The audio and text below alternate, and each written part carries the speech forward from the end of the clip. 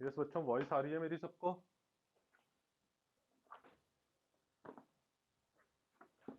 सबको वॉइस आ रही है? ठीक है, आज बच्चों इसके ऊपर न्यूमेरिकल्स हम लोग करते हैं। ठीक है, आज इसके ऊपर हम लोग इधर न्यूमेरिकल्स करेंगे। कल हम लोगों ने टॉर्क का फॉर्मूला पढ़ा था। न्यूमेरिकल्स में देखो, ये जैसे हमारा पहला न्यूमेरिकल है, इधर एक रेक्टेंगुलर लूप है। ये फिगर आपको गिवन है इसके अंदर।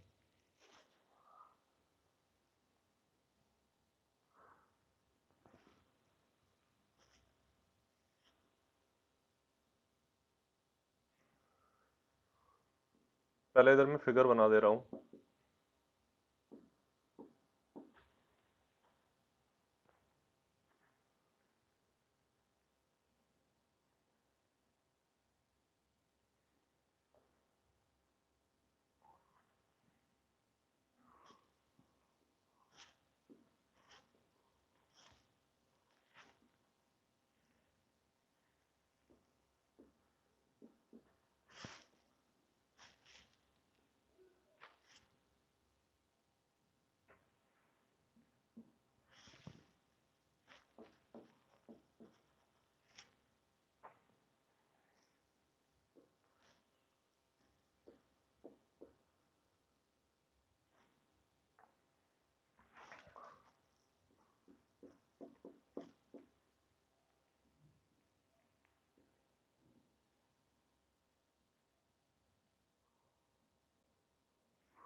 यस, ये बच्चों हमारी फिगर है। इस क्वेश्चन में हमसे कहा है कि एक रेक्टेंगुलर लूप है जिसकी साइड्स है 25 सेंटीमीटर और 10 सेंटीमीटर। ठीक है, 10 सेंटीमीटर और 25 सेंटीमीटर जिसकी साइड्स है। ये हमारा इधर 10 सेंटीमीटर इसकी साइड है और ये इसकी साइड है 25 सेंटीमीटर इसकी साइड है। ठीक, और 15 एम्पियर करंट इसमें फ्लो कर रहा है। लॉन्गर साइड जो है इसकी, ये पैरेलल है इस करंट कैरिंग स्ट्रेट वायर के, और करंट कैरिंग स्ट्रेट वायर के अंदर हमारा 25 एम्पियर करंट फ्लो कर रहा है। ठीक, फाइन। और ये जो long straight current carrying wire है, ये हमारी 2 सेंटीमीटर इस रेक्टेंगुलर लूप से दूरी पर है। इस रेक्टेंगुलर लूप से 2 सेंटीमीटर की दूरी पर है ये। रेक्टेंगुलर लूप से कितनी दूरी है इसकी? 2 सेंटीमीटर की। रेक्टेंगुलर लूप से इधर इसकी दूरी है 2 सेंटीमीटर। फाइन, 2 सेंटीमीटर की दूरी इसकी इधर रेक्टेंगुलर लूप से है। तो हमें पता किसमें क्या करना है, नेट फोर्स लूप पर पता करनी है कि नेट फोर्स हमारी लूप पर क्या आ जाएगी। ये हम लोगों को इधर पता करना है कि नेट फोर्स लूप पर क्या आ जाएगी। तो देखो इसको किस तरीके से हम लोग पता करेंगे बच्चों।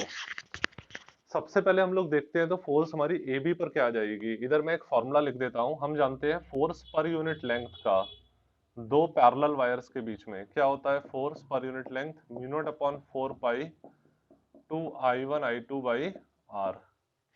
ये हमारा फॉर्मूला होता है mu not upon 4 pi two I one I two by R. तो अब हम लोग देखते हैं तो फोर्स ए बी पर हमारी क्या आ जाएगी बच्चों, पर यूनिट।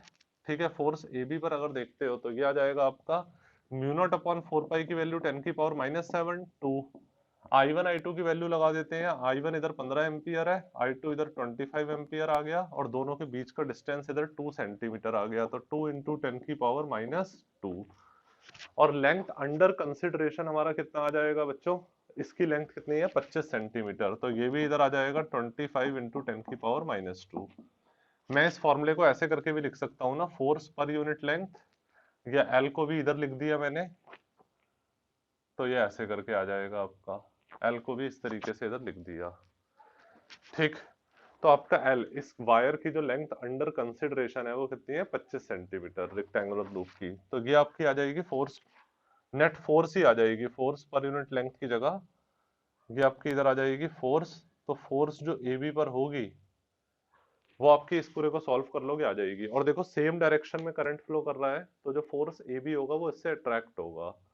ठीक है, फोर्स ए बी क्या होगा, इससे अट्रैक्ट होगा। इस पूरे को सॉल्व करोगे तो आपका आंसर आ जाएगा इधर, हाँ, 9.375 इंटू 10 की पावर -4।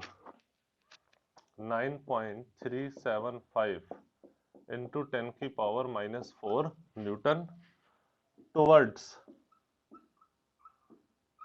टुवर्ड्स स्ट्रेट वायर, ये भी लिख सकते हो टुवर्ड्स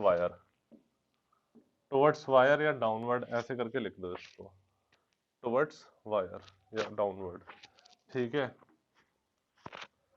ये आपकी इधर आ जाएगी नेट फोर्स इस पर ए बी पर। अब आप देखोगे तो इस पर कितनी फोर्स आ जाएगी हमारी, तो इस पर निकालते हैं फोर्स सी डी पर।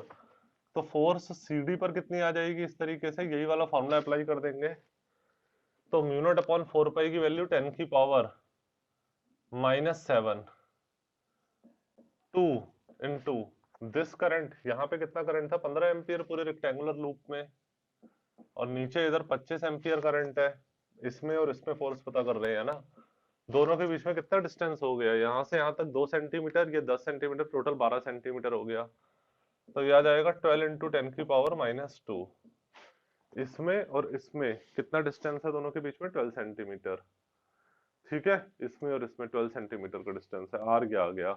और लेंथ इसकी कितनी आ जाएगी सीढ़ी की, सीढ़ी की लेंथ अगेन 25 सेंटीमीटर। तो 25 × 10⁻⁻²।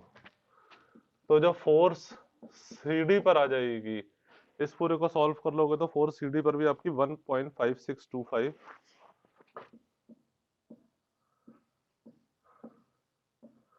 इंटू 10⁻⁻⁴ न्यूटन, ये आ जाएगी।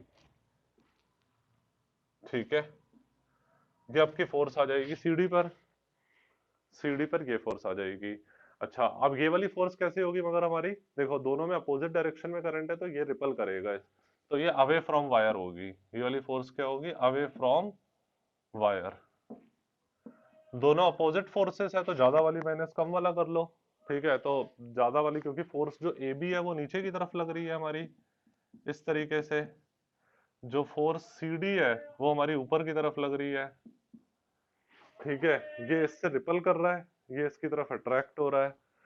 अब दोनों अपोजिट फोर्सेस हैं, दिख रहा है कि सिंस जो फोर्स ए बी है वो ज्यादा है फोर्स सी डी से, तो आप कह सकते हो 10, जो नेट फोर्स होगी वो क्या आ जाएगा आपका, force A B minus force C D, और नेट फोर्स इधर आ जाएगी आपकी 9.375 माइनस 1.5625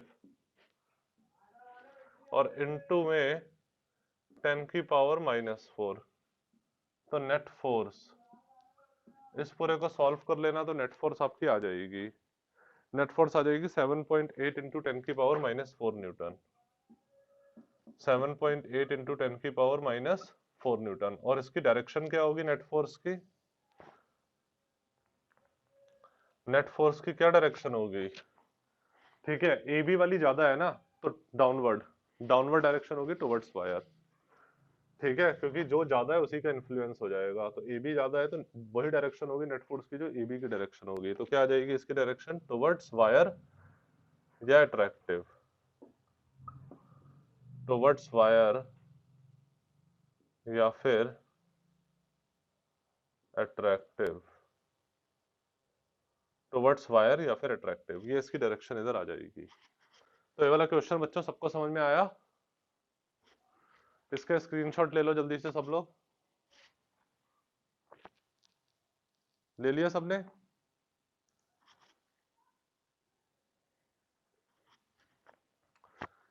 इसका स्क्रीनशॉट ले लिया।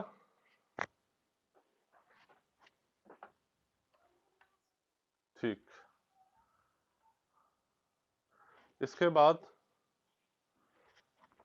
इस तरीके से इन क्वेश्चंस को करते हैं। इसके बाद एक और क्वेश्चन करते हैं इसी तरीके का।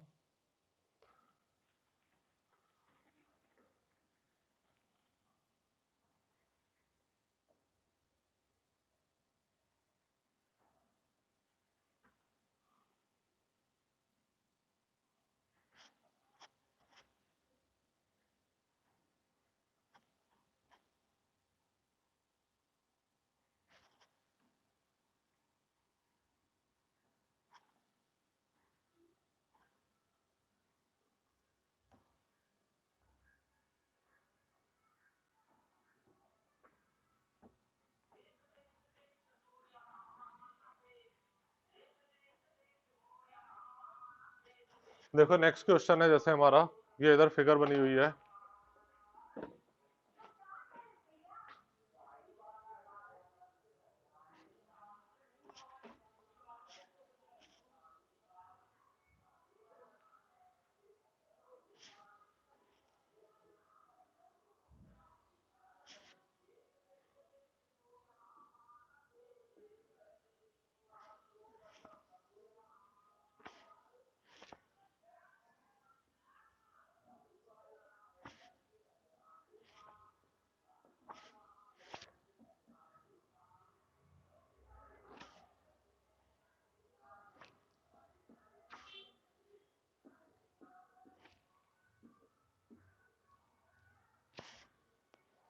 देखो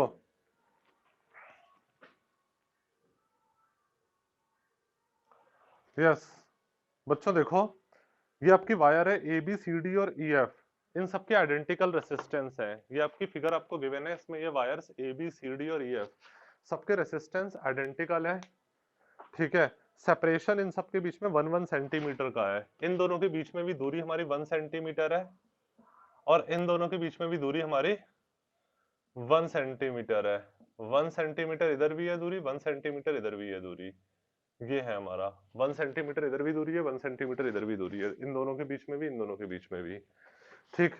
और वायर, ठीक, इन सबके नेग्लिजिबल रेसिस्टेंस है, इसके ए के और बी एफ एफ बी के नेग्लिजिबल रेसिस्टेंस है, और रेसिस्टेंस ए बी का जो है वही रेसिस्टेंस सी डी का है, वही रेसिस्टेंस ई एफ का है, ठीक है। Resistance A E and resistance F B are negligible, ये हमें गिवन है, ठीक, ये हमें गिवन है।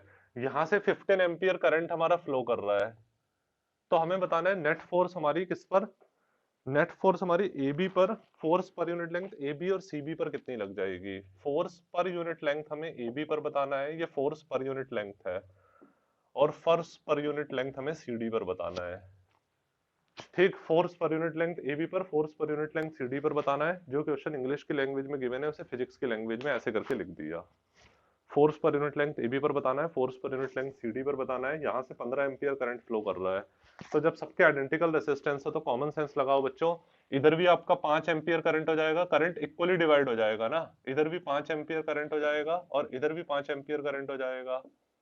करंट हमारा कैसा इक्वली डिवाइड हो जाएगा, इक्वली डिवाइड करंट हमारा हो जाएगा, इधर भी 5 एम्पियर, इधर भी 5 एम्पियर, इधर भी 5 एम्पियर, क्योंकि 15 एम्पियर करंट है तो तीनों में इक्वली डिवाइड हो जाएगा जब सबके आइडेंटिकल रेसिस्टेंस है। तो अब आप बस पता कर लो फॉर्मूला, इधर एक बेसिक फॉर्मूला पहले एक बार लिख दो इधर, सिंस फोर्स पर यूनिट लेंथ का जो आपका फॉर्मूला होता है वो क्या होता है, mu not upon 4 pi two I1 I2 by r. Opposite direction में करंट तो रिपल्शन, सेम डायरेक्शन में करंट तो अट्रैक्शन, बस। अब आप इधर लगा दोगे तो एफ ए बी आपका है क्या, फोर्स पर यूनिट लेंथ है, क्योंकि लेंथ इनकी गिवन भी नहीं है तो फोर्स पर यूनिट लेंथ ही है वो, तो उधर लगा दोगे तो 10 की पावर -7, 2 इंटू 5 और इंटू, देखो ए बी पर इसकी वजह से फोर्स लगेगी और ए बी पर ई एफ की वजह से फोर्स लगेगी, तो ए बी पर ये कौन सी फोर्स है, ए बी पर जो फोर्स है ये सी डी की वजह से है, ठीक। फोर्स ए बी पर है ड्यू टू सी डी है, तो 5 इंटू 5, दोनों में 5 एम्पियर करंट है और दोनों के बीच का डिस्टेंस कितना है 1 सेंटीमीटर, 1 सेंटीमीटर का मतलब 10 की पावर -2, ठीक। और इस पूरे को सॉल्व कर लोगे तो आपकी फोर्स इधर आ जाएगी,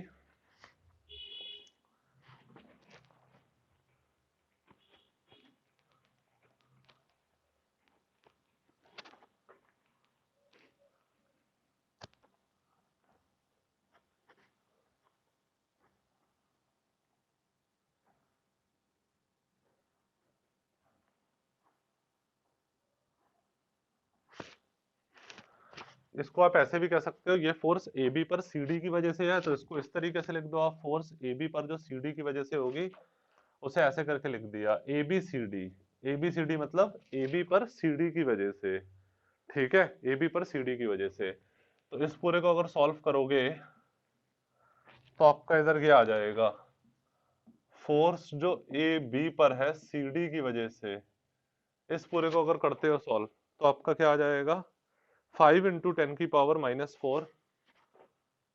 5 × 10⁻⁻⁴ न्यूटन मीटर इनवर्स, और इसकी डायरेक्शन क्या हो जाएगी, डाउनवर्ड। ठीक है, डाउनवर्ड इसकी डायरेक्शन हो जाएगी, डाउनवर्ड वही अट्रैक्टिव, अट्रैक्टिव या डाउनवर्ड इसकी डायरेक्शन हो जाएगी। ठीक है, दोनों चीजें इधर लिख दी हैं, अट्रैक्टिव या डाउनवर्ड इसकी डायरेक्शन हो जाएगी, क्योंकि इसकी तरफ अट्रैक्ट करेगा। इसी तरीके से फोर्स ए बी पर जो ईएफ की वजह से लगेगी वो क्या आ जाएगी आपकी, देखते हैं इधर, जो फोर्स ए बी पर ई एफ की वजह से लगेगी वो आपकी क्या आ जाएगी, 10⁻⁻⁷ इंटू 2 इंटू करंट्स का प्रोडक्ट, इंटू करंट्स का प्रोडक्ट, दिस इंटू दिस, और अपॉन में दोनों के बीच में डिस्टेंस कितना है, 2 सेंटीमीटर, तो 2 इंटू 10⁻⁻², दोनों को सॉल्व कर लोगे तो आपका आंसर आ जाएगा कितना, 2.5 into 10⁻⁻⁴, 2.5 into 10⁻⁻⁴ newton metre inverse. इस पर जो इसकी वजह से फोर्स लगेगी वो भी डाउनवर्ड, इस पर जो इसकी वजह से फोर्स लगेगी वो भी डाउनवर्ड, क्योंकि ये इसकी तरफ भी अट्रैक्ट करेगा, ये इसकी तरफ भी अट्रैक्ट करेगा, सेम डायरेक्शन में करंट है ना, तो ये इससे भी अट्रैक्ट होगा, ये इससे भी अट्रैक्ट होगा, तो इस पर इसकी वजह से फोर्स भी डाउनवर्ड, इस पर इसकी वजह से फोर्स भी डाउनवर्ड, तो ये आ जाएगी आपकी again downward attractive, downward attractive force इधर आ जाएगी, ये फोर्स ए बी पर ई एफ की वजह से ये हो जाएगी। ठीक, अब जो नेट फोर्स होगी वो हमारी क्या आ जाएगी, दोनों को ऐड कर लो आप, दोनों को ऐड कर लो, क्योंकि दोनों डाउनवर्ड फोर्सेस है, तो नेट फोर्स दोनों पर, दोनों को अट्रैक्ट कर लो। नेट फोर्स जो होगी ए बी पर वो आपकी क्या आ जाएगी, नेट फोर्स जो ए बी पर होगी दोनों को प्लस कर लोगे, 5 इंटू 10⁻⁻⁴ प्लस 2.5 इंटू 10⁻⁻⁴, तो वो आ जाएगी आपकी 7.5 और into 10⁻⁻⁴, 7.5 into 10⁻⁻⁴ newton metre inverse. ठीक है, और इसकी भी डायरेक्शन क्या होगी, डाउनवर्ड होगी, नेट फोर्स नीचे की तरफ लगेगी, डाउनवर्ड। ये आपके इधर नेट फोर्स आ जाएगी। ठीक है बच्चों, इसका स्क्रीनशॉट ले लो सब लोग, समझ में आई बात गहना?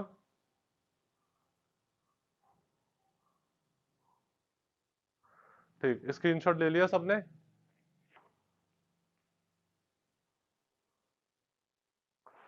ठीक है, ये हमारा आ जाएगा फोर्स, तो नेट फोर्स ए बी पर आ जाएगी। इसके बाद देखते हैं हमारी नेट फोर्स जो इधर सीडी पर हमसे पूछा है वो देखते हैं, तो सीडी पर देखते हैं अब हम लोग नेट फोर्स। ठीक,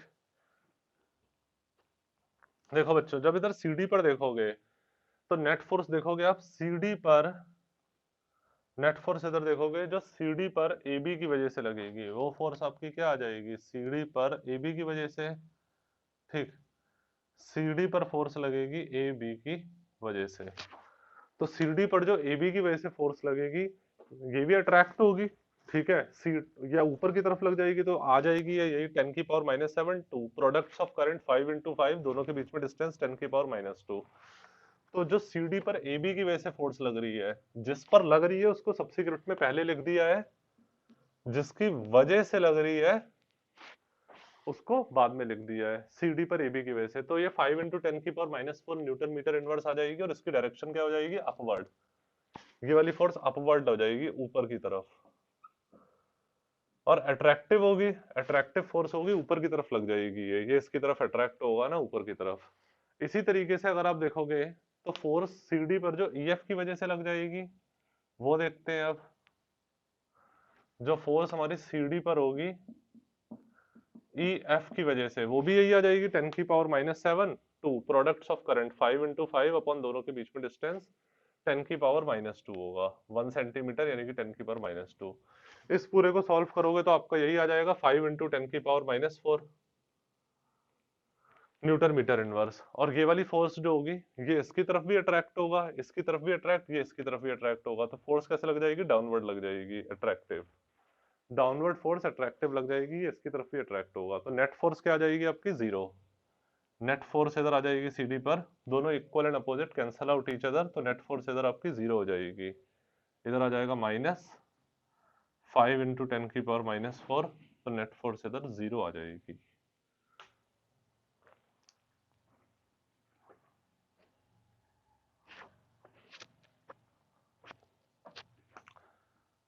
नेट फोर्स इधर आ जाएगी आपकी 0। ठीक है, इस तरीके से क्वेश्चंस आपके हो जाते हैं बच्चों, सिंपल ही क्वेश्चंस होते हैं ये, इस तरीके से हम लोग इन क्वेश्चंस को कर लेते हैं। इसका स्क्रीनशॉट ले लो सब लोग, ले लिया सबने?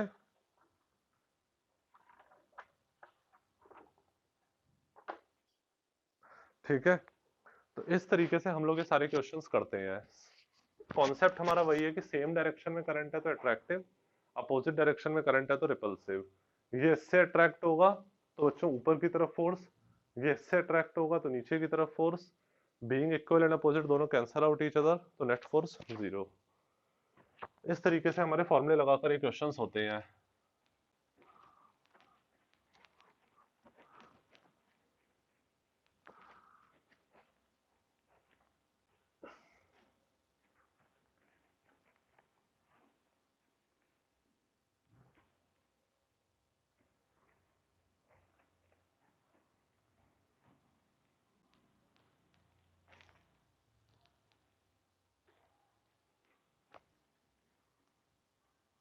ठीक है, अब जैसे बच्चों एक देखो बहुत कॉन्सेप्चुअल क्वेश्चन है आपका, ये इस तरीके के क्वेश्चन एग्जाम में पूछ लिए जाते हैं, ये कॉन्सेप्चुअल क्वेश्चन है।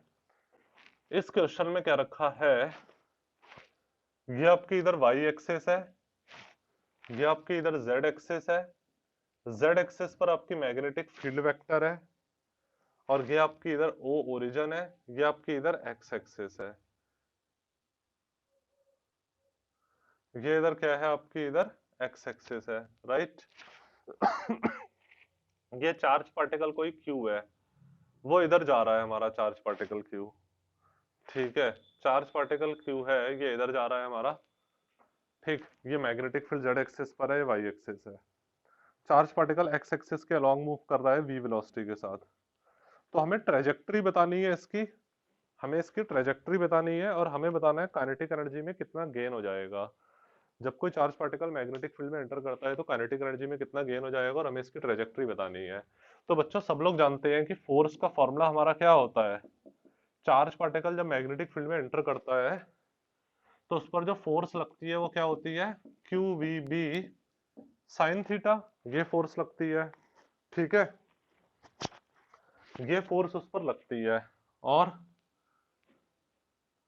वेक्टर फॉर्म में अगर देखते हो तो हमारी फोर्स क्या आ जाती है, Q V vector cross B vector. Vector form में देखते हो तो फोर्स हमारी क्या आ जाती है, F vector is equal to Q V vector cross B vector. अब इसमें आप देखते हो तो मैग्नेटिक फील्ड हमारी कहाँ है बच्चों, जे कैप कह सकते हो, मैग्नेटिक फील्ड हमारी जे कैप है ना, और वेलोसिटी हमारी कहां पर जा रही है, charge particle Q negative x axis की तरफ जा रहा है। अरे एक्स एक्सिस ऐसे कर कर है ना आपकी, तो ये पॉजिटिव एक्स एक्सिस ये अंदर की तरफ जा रहा है, यानी कि नेगेटिव एक्स एक्सिस की तरफ जा रहा है। ये बहुत कॉन्सेप्चुअल क्वेश्चन है, इस तरीके के क्वेश्चन आपके बच्चों एग्जाम में पूछे जाते हैं, क्योंकि इसमें प्योर अप्लाइड फिजिक्स आ जाती है। न्यूमेरिकल में हो सकता है कि किसी बच्चे को प्रॉब्लम आ जाए, ठीक है, किसी की कैलकुलेशन अच्छी नहीं है, तो आजकल ऐसे क्वेश्चंस का ज्यादा ट्रेंड होता है एग्जाम में आने का। ये हमारा फॉर्मूला होता है क्यू ब्रैकेट में V vector cross B vector, magnetic field, ठीक है, क्यू वी वेक्टर हमारी कहां पर है बच्चों, माइनस आई कैप लिख सकते हो, क्योंकि नेगेटिव एक्स एक्सिस में है, ये एक्स एक्सिस है, ये कहां जा रहा है, ओरिजिन के अंदर नेगेटिव एक्स एक्सिस की तरफ जा रहा है, इसलिए माइनस आई कैप लिख दिया। और बी वेक्टर को क्या लिख सकते हो, जे कैप, बी वेक्टर को जे कैप नहीं के कैप लिखोगे, बी वेक्टर क्योंकि आपकी कहा है जेड एक्सिस, जेड एक्सिस है आपकी बी वेक्टर, जेड एक्सिस को क्या लिखोगे, के कैप। अच्छा अब बच्चों ये मैंने आप लोगों ये सबको पता होगा, नहीं पता तो ये 11th क्लास का कॉन्सेप्ट है, देख लो।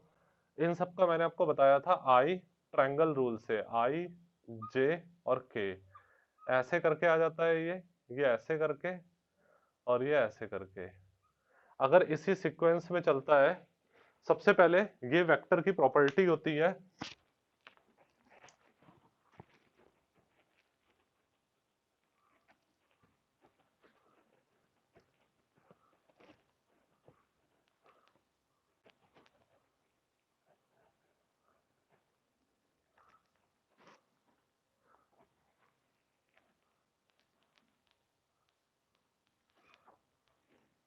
देखो बच्चों, ये हमारी वेक्टर की प्रॉपर्टी होती है कि आई, ये हमारा क्या आ जाएगा, एफ वेक्टर जो होगा ये इधर आ जाएगा, क्यू ये आ जाएगा, के कैप क्रॉस आई कैप इधर आ जाएगा। ये वाली वेक्टर की प्रॉपर्टी पता है ना सबको, कि A vector cross B vector minus का ये होता है, A vector cross B vector minus का B vector cross A vector होता है। ये वेक्टर की प्रॉपर्टी होती है एंटी कॉम्यूटेटिव प्रॉपर्टी।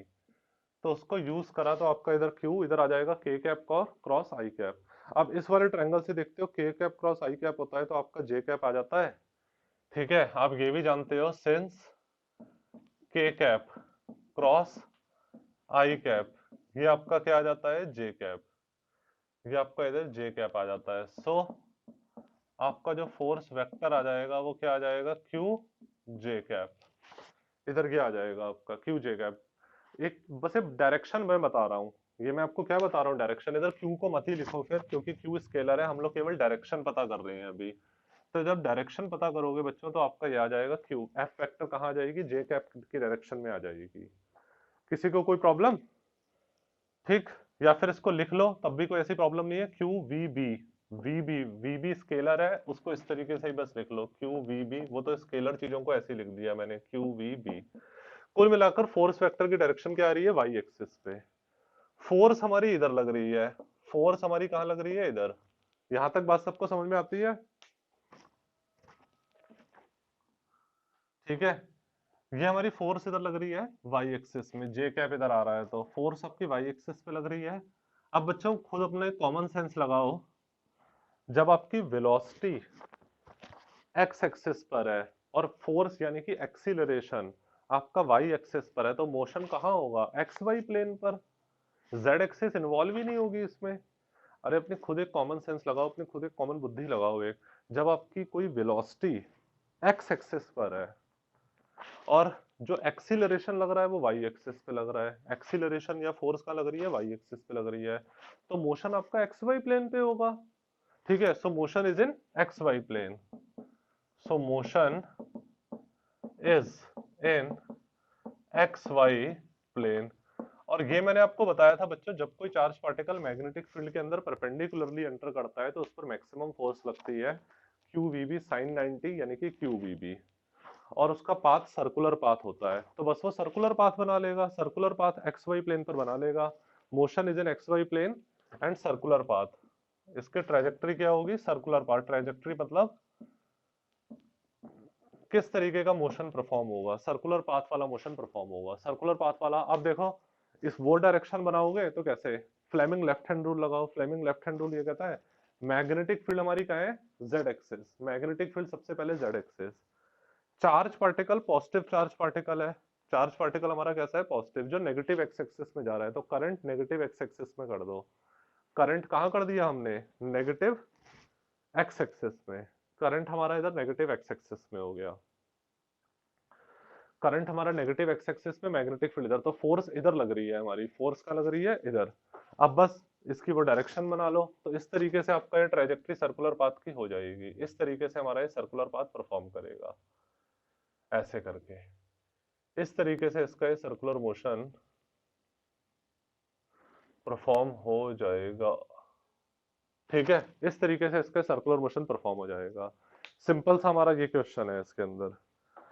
ठीक है, अब देखो बच्चों एक जरूरी चीज ये समझ लो कि जब कोई चार्ज पार्टिकल मैग्नेटिक फील्ड के अंदर एंटर करता है तो उसका वर्क डन कितना होता है, जीरो। क्योंकि आप जानते हो इस वाले फॉर्मूले से, आप जानते हो कि सिंस सिंस जो फोर्स वेक्टर होती है ये परपेंडिकुलर होती है वेलोसिटी वेक्टर के। फोर्स वेक्टर वेलोसिटी वेक्टर के परपेंडिकुलर होती है, so force vector displacement vector की भी परपेंडिकुलर होगी। एंड जो वर्क, ठीक है, चार्ज पार्टिकल करता है inside magnetic field, work done by charge particle inside magnetic field, इधर लिख देता हूं, work done by charge particle inside magnetic field, work done by charge particle inside magnetic field, वो क्या होता है, W is equal to F S cos theta. ये आपका वर्क डन होता है। ठीक, इसके बाद इधर कर दे रहा हूं, तो वर्क आपका क्या हो जाएगा, एफ फोर्स और डिस्प्लेसमेंट के बीच में 90 डिग्री का एंगल है, फोर्स और डिस्प्लेसमेंट के बीच में कितना एंगल है, 90 डिग्री का, तो वर्क आपका क्या आ जाएगा, जीरो हो जाएगा। यानी कि जब चार्ज पार्टिकल मैग्नेटिक फील्ड के अंदर एंटर करता है तो कोई भी वर्क परफॉर्म नहीं होता है, क्योंकि बच्चों फोर्स वेक्टर वेलोसिटी के परपेंडिकुलर होती है, फोर्स वेक्टर डिस्प्लेसमेंट वेक्टर के परपेंडिकुलर होती है। तो जब चार्ज पार्टिकल मैग्नेटिक फील्ड के अंदर एंटर करता है तो कोई भी वर्क डन नहीं होता, F S cos 90 degree work zero होता है। यहां तक आती है बच्चों बात समझ में? ठीक, इसका स्क्रीनशॉट ले लिया सबने? इसका स्क्रीनशॉट ले लो सब लोग, ले लिया? ठीक, अब देखोगे बच्चों, तो इसके बाद मैं इधर कर दे रहा हूं, तो अब आप अगर वर्क एनर्जी थ्योरम लगाओगे, आप जानते हो ये वर्क एनर्जी थ्योरम से कि since using work energy theorem, ये बहुत इंपॉर्टेंट क्वेश्चन है बच्चों, जो बोर्ड में आने के बहुत ज्यादा चांसेस होते हैं ऐसे क्वेश्चंस के। अब देखोगे अगर आप वर्क एनर्जी थ्योरम लगाते हो, अगर आप इधर लगाते हो वर्क एनर्जी थ्योरम, तो वर्क आपका क्या होता है, चेंज इन काइनेटिक एनर्जी के इक्वल होता है, वर्क आपका चेंज इन काइनेटिक एनर्जी के इक्वल होता है। तो वर्क आपका इधर आ गया zero, change in kinetic energy final minus kinetic energy initial, यानी कि kinetic energy final is equal to kinetic energy initial, no change in kinetic energy.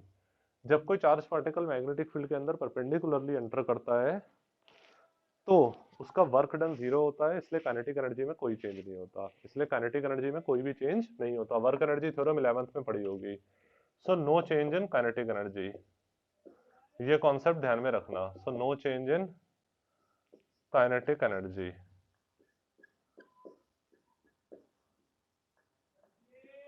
So no change in kinetic energy. ठीक है, यहां तक आती है बच्चों बात समझ में? ठीक, इसका स्क्रीनशॉट ले लेना फिर से सब लोग, ले लिया सबने? इसका स्क्रीनशॉट ले लिया?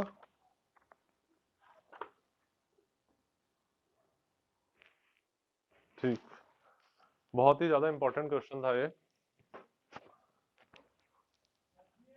वेलोसिटी, ठीक है, अपने वेक्टर प्रोडक्ट के कॉन्सेप्ट से हमने इसको कर लिया।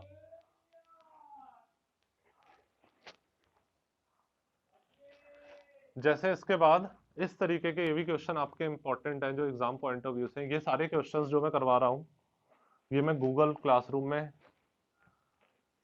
ठीक अपलोड कर दूंगा, वहां पर अपना असाइनमेंट के फॉर्म में सॉल्यूशन सबमिट कर देना। जैसे बच्चों ये क्वेश्चन है आपका, एक प्रोटॉन, ड्यूट्रॉन और एक अल्फा पार्टिकल जिनकी काइनेटिक एनर्जी सेम है, ये यूनिफॉर्म मैग्नेटिक फील्ड में एंटर कर रहे हैं परपेंडिकुलर टू देयर मोशन, तो इनके रेडियस को हमें कंपेयर करना है। बहुत ज्यादा अच्छा क्वेश्चन है ये भी। तो इस क्वेश्चन में क्या रखा है, एक हमारा प्रोटॉन है, ड्यूट्रॉन है और अल्फा पार्टिकल है। ठीक, प्रोटॉन, ड्यूट्रॉन और एक है हमारा इधर अल्फा पार्टिकल।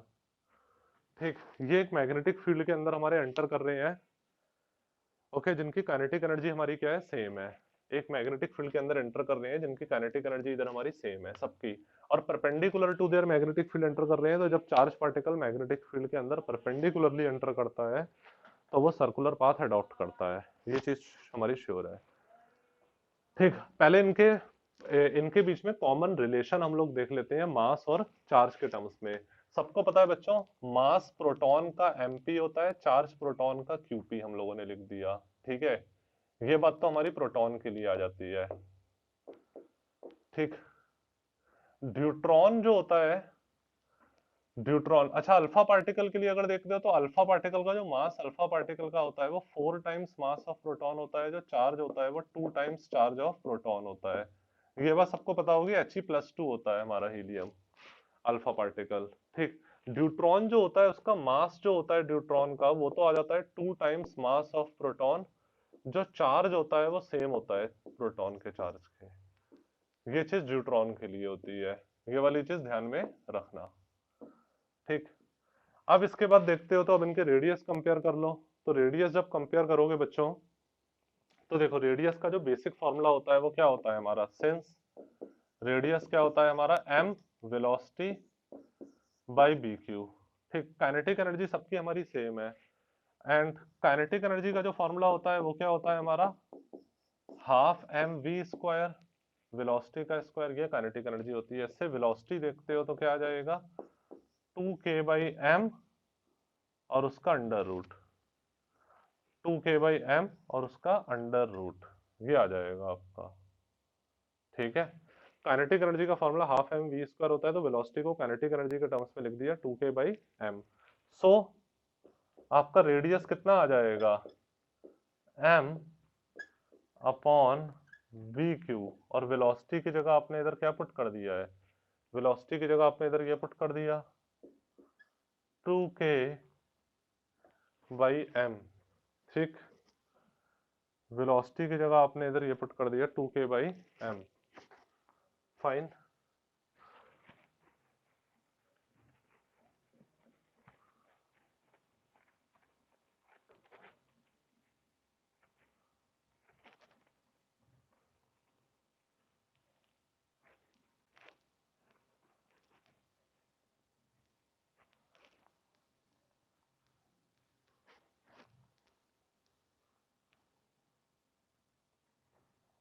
देखो ये हमने वेलोसिटी की जगह इधर पुट कर दिया 2k/m, तो ये हमारी कंप्लीट एक्सप्रेशन अगर मैं देखूंगा तो क्या आ जाएगी हमारा, रेडियस काइनेटिक एनर्जी के टर्म्स में, तो रेडियस हमारा क्या आ जाएगा, अंडर रूट में 2k/m, तो हमारा अंडर रूट में है, इसे भी मैं अंडर रूट के अंदर लेकर आ गया, तो क्या आ जाएगा आपका m स्क्वायर अपॉन में b स्क्वायर क्यू स्क्वायर, इसे भी मैंने क्या कर दिया इधर अंडर रूट में मैं ऐसे लेकर आ गया, b स्क्वायर क्यू स्क्वायर, इस चीज को भी अंडर रूट के अंदर लेकर आ गया, तो m square upon B square Q square. तो रेडियस हमारा क्या आ जाएगा बच्चों, अंडर रूट में ये आ जाएगा आपका 2k/m upon B square Q square, ये हमारा इधर रेडियस आ जाएगा। ठीक है, ये रेडियस हमारा आ जाता है किसके टर्म्स में, काइनेटिक एनर्जी के टर्म्स में इधर आ गया। अब काइनेटिक एनर्जी सबकी सेम है, मैग्नेटिक फील्ड सबकी एक ही है, तो चार्ज और मास वो हमें सबके रिलेशन पता है। अब आप इसको इजीली कर सकते हो, अब बस इनका रेशो ले लेना। यहाँ तक आती है बच्चों सबको बात समझ में, अब आप इनका रेशो ले लेना, इस तरीके से इन क्वेश्चंस को करा जाता है। Fine,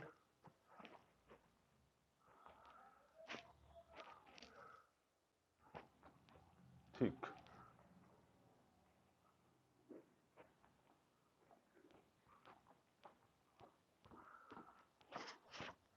kinetic energy half M V square है, से वेलोसिटी इस तरीके से लिख लिया। ठीक, ये हमारा 2k/m इधर चला गया। अच्छा, बी स्क्वायर क्यू स्क्वायर है हमारा ये, तो आप चाहो तो इसको अंडर रूट के बाहर भी लिख सकते हो, चाहे अंडर रूट के अंदर रहने दो। चलो अच्छा, अंडर रूट के अंदर रहने देते हैं। सबसे पहले प्रोटॉन और न्यूट्रॉन का देख लेते हैं, तो radius proton upon radius neutron अगर देखते हो तो क्या आ जाएगा, अंडर रूट में 2k मास प्रोटॉन मैग्नेटिक फील्ड का स्क्वायर चार्ज प्रोटॉन, इधर आ जाएगा आपका फिर डिनोमिनेटर में 2k मास न्यूट्रॉन मैग्नेटिक फील्ड का स्क्वायर और चार्ज न्यूट्रॉन का स्क्वायर, ये आ जाएगा। ठीक, तो रेडियस प्रोटॉन और अपॉन में रेडियस न्यूट्रॉन, अगर ये आप देखते हो तो इस 2k से ये वाला 2k कट जाएगा, बी स्क्वायर से बी स्क्वायर कट जाएगा, ये अंडर रूट में क्या आ जाएगा आपका, मास प्रोटॉन अपॉन मास न्यूट्रॉन, और क्या आ जाएगा आपका कितना, फिर पूरा अंडर रूट है क्यू न्यूट्रॉन का स्क्वायर अपॉन क्यू प्रोटॉन का स्क्वायर, क्यू प्रोटॉन का स्क्वायर, ये आपका इधर आ जाएगा। ठीक है, ये चीज इधर आ जाएगी। अब बस दोनों का इधर रेशो ले लिया आपने, तो ये आपका इधर क्या आ जाएगा बच्चों, radius proton upon radius neutron, तो ये चीज इधर आ जाएगी आपकी क्या, मास प्रोटॉन और मास न्यूट्रॉन, न्यूट्रॉन का मास कितना आ जाएगा, 2 times mass of proton, charge neutron का कितना आ जाएगा आपका, वही है, सेम ही होता है, तो दोनों का इसको कट कर सकते हो आप, क्योंकि चार्ज प्रोटॉन ये जो होते हैं दोनों सेम होते हैं, सेंस ड्यूट्रॉन का चार्ज और प्रोटॉन का चार्ज क्या है, सेम है, तो इसलिए इन दोनों को कट कर सकते हो। तो ये आपका अंडर रूट में ये आ जाएगा बस। तो ये आपका इसका ये आ जाएगा 1/√2। ये आपका 1/√2 इधर ये आ जाएगा। यहाँ तक आती है बच्चों बात समझ में? ठीक है, इसका रेशो ले लिया सबने, इसका रेशो ले लिया, ठीक, फाइन। इसी इसी तरीके से बस है लास्ट इसका देखो जल्दी से। ये प्रोटॉन और न्यूट्रॉन का हो गया। अब आप चाहे न्यूट्रॉन और इसका ले लो, चाहे किसी का ले लो, न्यूट्रॉन और अल्फा पार्टिकल का रेशो ले लेते हैं। तभी तीनों का रेशो निकल आएगा एक। अब ले लेते हैं न्यूट्रॉन और अल्फा पार्टिकल का रेशो। इधर आ जाता है आपका ये न्यूट्रॉन, इधर आ जाता है ये अल्फा पार्टिकल।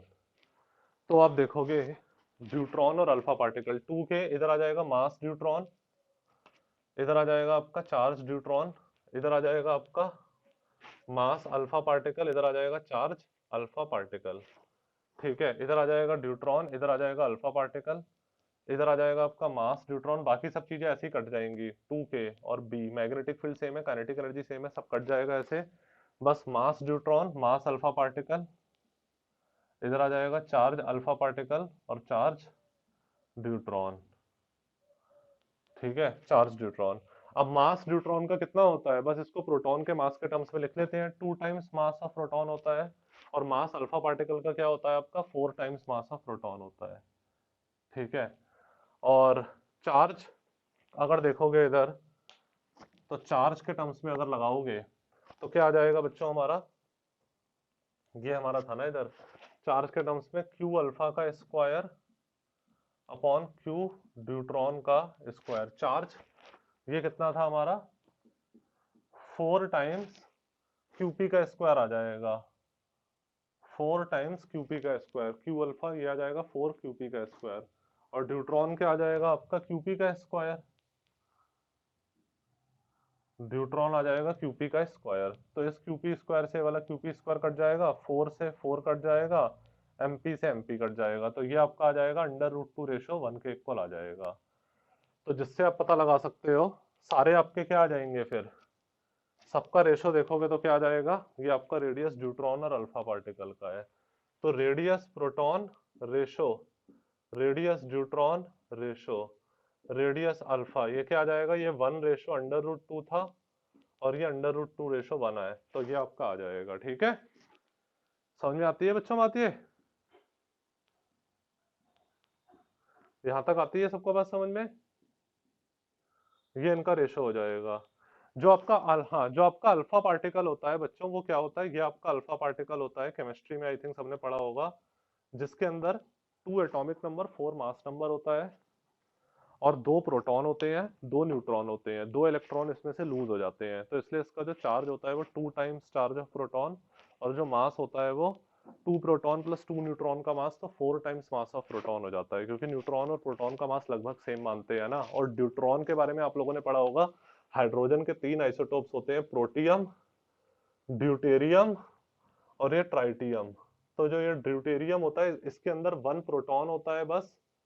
ठीक है, इसके अंदर 1 प्रोटॉन और 1 न्यूट्रॉन होता है, इसके अंदर 1 प्रोटॉन होता है और 2 न्यूट्रॉन होते हैं। ठीक है, तो इसलिए हम लोग इधर ये लगाते हैं बच्चों, ये समझ में आया ना, 1 प्रोटॉन और 1 न्यूट्रॉन इसके अंदर होता है। तो इसलिए जो इसका मास होता है वो तो 2 टाइम्स आ जाता है, चार्ज वही रहता है प्रोटॉन का। यहाँ तक बात सबको समझ में आई? प्रोटॉन और न्यूट्रॉन का मास एक ही होता है लगभग, तो इसलिए इसका मास कितना आ जाता है, 1 प्रोटॉन का मास प्लस 1 न्यूट्रॉन का मास, या फिर 2 टाइम्स मास ऑफ प्रोटॉन, क्योंकि प्रोटॉन और न्यूट्रॉन के मास को लगभग एक ही मानते हैं हम लोग। प्रोटॉन और न्यूट्रॉन के मास को लगभग क्या मानते हैं, एक ही।